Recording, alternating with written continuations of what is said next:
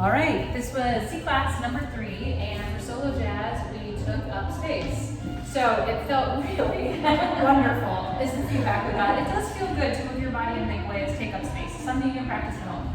Then we took the ideas we were working on in the first and second class of the session and tried to kind of combine them a little bit.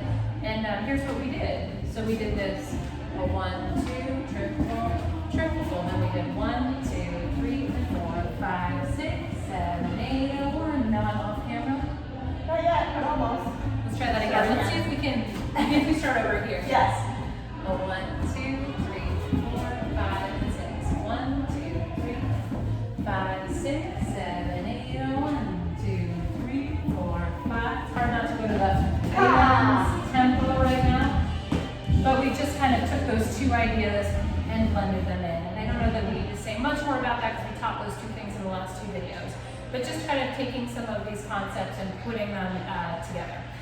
What was the other thing that I wanted to mention? Oh, one thing we did talk about was like here we do this turn, and if you want it, if the counts don't end up quite right, you know, you can do like a little. Sorry, it's weird when I do it without music, like I said. But you know, leads you can just kind of tap, you know, just shifting weight a little, and then get out of it. It's just a way to take up some time there if you need to end on the phrase or close to the phrase, something like that.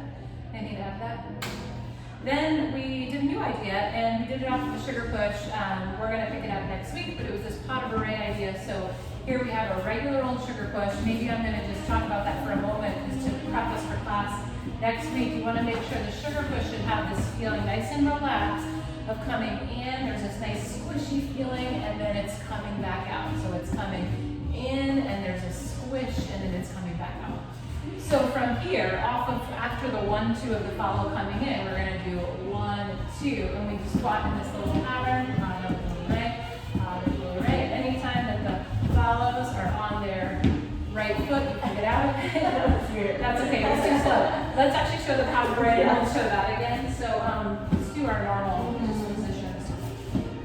So we're going to start with the behind. So the padre is behind, side out, behind, side out, boom, la da, boom, la da. It should have this little lilty feeling to it. Boom, la da, boom, la da, boom, la da. It is a triple step. The third step is definitely like ba, ba, da, Into it. Boom, da, da, which I think some people weren't quite getting today. We didn't explicitly say. Just kind of a triple step. Yeah. So then if we put in this idea of a lead follow of it, maybe this way, so then we'll kind of see it, maybe people can see. So I want to actually leave that behind a little bit for Jen.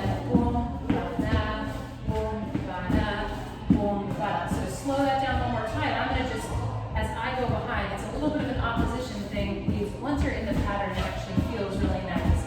In order for this to work, everyone's frame has to be connected to the center of their body, because I'm trying to move Jen's center with the frame. I'm not like heavy arming this or anything. Jen gets the pattern. She feels that I'm doing it in my body. This is just a little additional lead here. Yeah, she's not strong arming me, but I can feel a solid frame. So it's not loosey-goosey. There has to be a little bit of structure, just like you would normally with your frame. And also out, right? So make sure you're not trying to leave it in here again and out. So if we do it from a sugar push, we do one normal sugar push, rock, step, triple step, triple step, step, step, pull, I can change the hands and change the forward. Anytime Jen has her right foot free, you can just turn out of it. We can also, we didn't talk about it tonight, we'll talk about it a little more tomorrow. You can go right back into a regular sugar push. So we've got 1, 2, boom, la da, boom, la da. You could just go back. 1, 2, triple step, just switching those hands. But I think the biggest things to practice here are just the footwork, so you kind of have the feeling of it, that kind of lilty feeling, boom, da, da, da, da, da, da, and then also really making sure your frame is